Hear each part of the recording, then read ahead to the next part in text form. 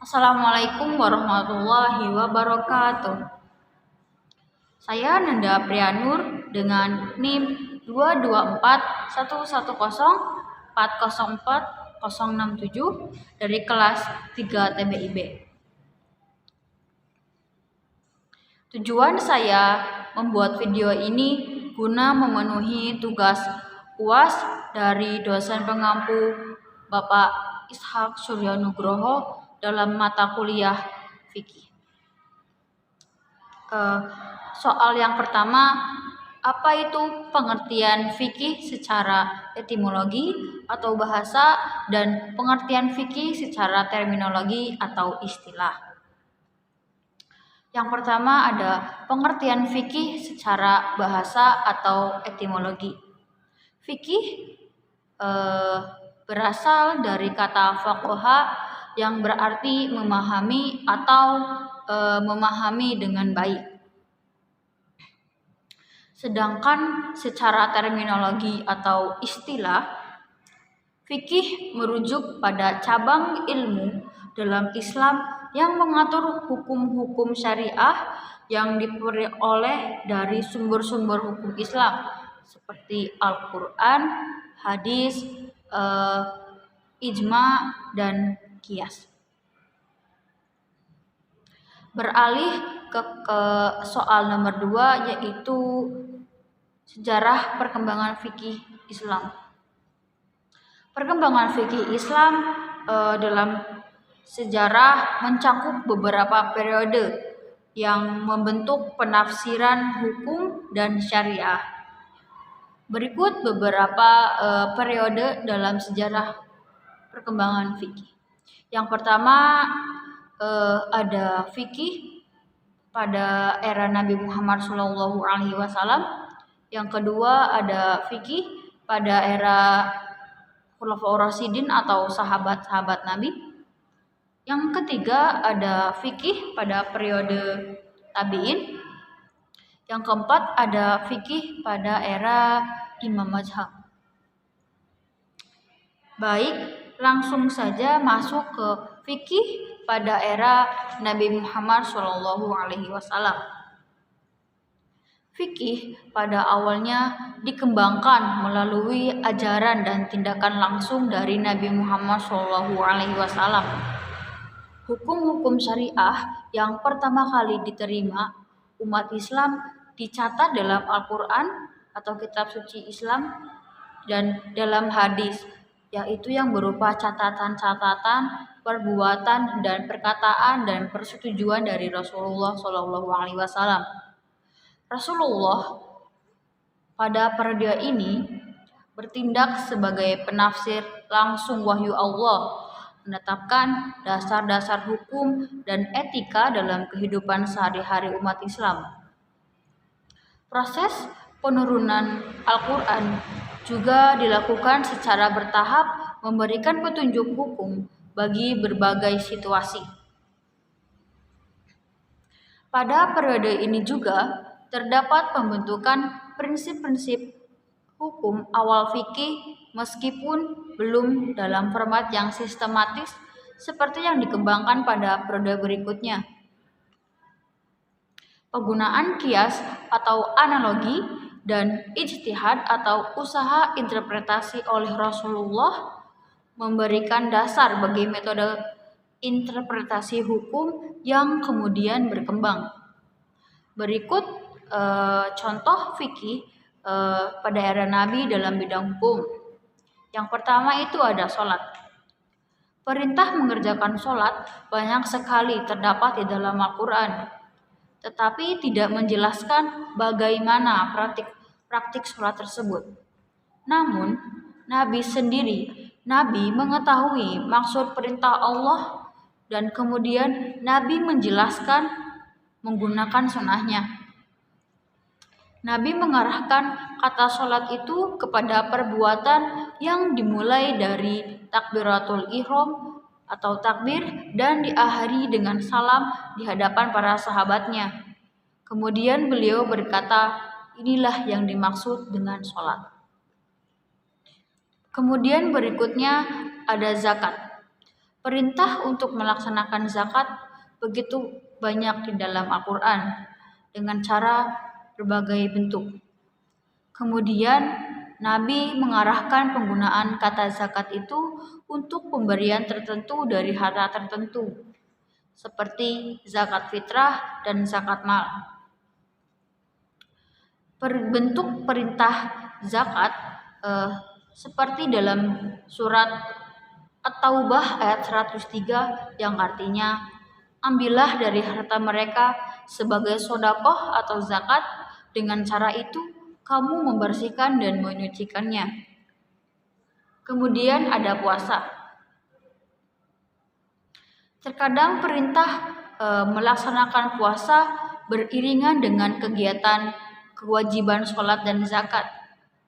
Kewajiban puasa terpisah muncul dalam firman Allah seperti dalam surat Al-Baqarah ayat 173 sampai 175 yang artinya, hai yang orang-orang yang beriman, diwajibkan atasmu berpuasa sebagaimana kewajiban atas orang-orang sebelum kamu.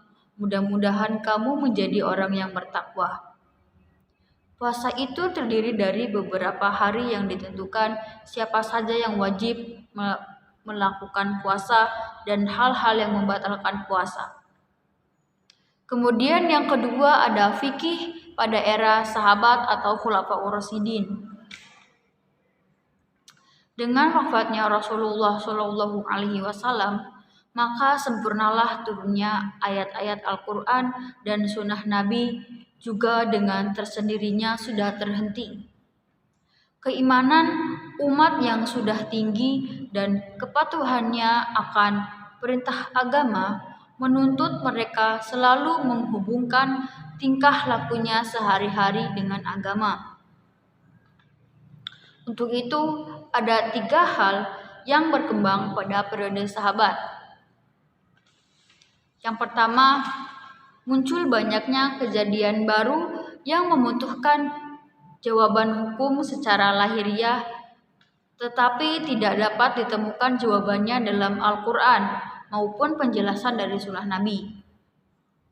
Yang kedua, ada timbulnya masalah-masalah yang secara lahir telah diatur ketentuan hukumnya dalam Al-Quran maupun sunnah Nabi, namun ketentuan itu dalam keadaan tertentu sulit untuk diterapkan dan menghendaki pemahaman baru agar relevan dengan perkembangan dan persoalan yang dihadapi. Yang ketiga, dalam Al-Quran ditemukan penjelasan terhadap suatu kejadian secara jelas dan terpisah. Bila hal tersebut berlaku dalam kejadian tertentu, para sahabat menemukan kesulitan dalam menerapkan dalil-dalil yang ada. Ketiga pokok masalah tadi ini memerlukan pemikiran mendalam atau nalar dari para ahli yang biasa disebut ijtihad. Kemudian dengan kesamaan ini disebut juga ijma. Pada masa sahabat, sumber digunakan dalam merumuskan fikih adalah Al-Quran, penjelasan Nabi atau yang biasa disebut dengan sunnah, dan ijtihad yang terbatas pada qiyas serta ijma sahabat. Bila pada masa Nabi proses penetapan fikih disebut pembinaan fikih, maka pada masa sahabat disebut periode pengembangan fikih. Kemudian kita langsung ke periode ketiga dalam perkembangan fikih, yaitu periode fikih pada masa tabi'in. Pada masa tabi'in dimulai setelah lepasnya kekuasaan Ali sebagai khalifah, kemudian kekuasaan tersebut dipegang oleh pemerintahan Muawiyah bin Sufyan yang berakhir pada awal 2 Hijriah dengan seiring berakhirnya dinasti Umayyah. Periode tabi'in ini dimulai setelah kekuasaan Ali sebagai khalifah, dan kemudian kekuasaan tersebut dipegang oleh pemerintahan Muawiyah bin Sofyan yang berakhir pada awal abad 2 Hijriah dengan seiring berakhirnya dinasti Umayyah. Tokoh-tokoh pada masa ini ialah murid-murid dari sahabat-sahabat Nabi, yaitu Abu Hanifah, Al-Hasan Al-Basri, Ali bin Al-Husain, Zainal Abidin, Alqamah bin Qais, dan lain-lain. Pada saat itu, metode penggalian hukum bertambah banyak, baik corak maupun ragamnya. Dengan demikian, bertambahnya banyak pula kaidah-kaidah. Sebagai contoh, Imam Abu Hanifah dalam memutuskan sebuah perkara yang membatasi ijtihadnya dengan menggunakan Al-Quran, hadis, fatwa-fatwa sahabat yang telah disepakati dan berijtihad dengan menggunakan fatwa ulama pada zamannya. Yang keempat dalam sejarah perkembangan fikih yaitu ada fikih pada era Imam Mazhab. Selama periode ini dimulai pada awal kedua Hijriah dan berlangsung hingga sekitar pertengahan abad keempat Hijriah. Periode ini merupakan fase penting dalam sejarah pemahaman dan pengembangan hukum Islam. Para imam mazhab seperti Imam Abu Hanifah, Imam Malik, Imam Syafi'i, dan Imam Ahmad Hambali. Mereka melakukan ijtihad yang merumuskan pendapat hukum berdasarkan prinsip-prinsip yang mereka pahami dari Al-Quran dan As-Sunnah. Selain itu, pada masa ini juga terjadi pembinaan dan pembukuan hukum Islam yang ditandai dengan penulisan dan pembukuan kitab-kitab fikih.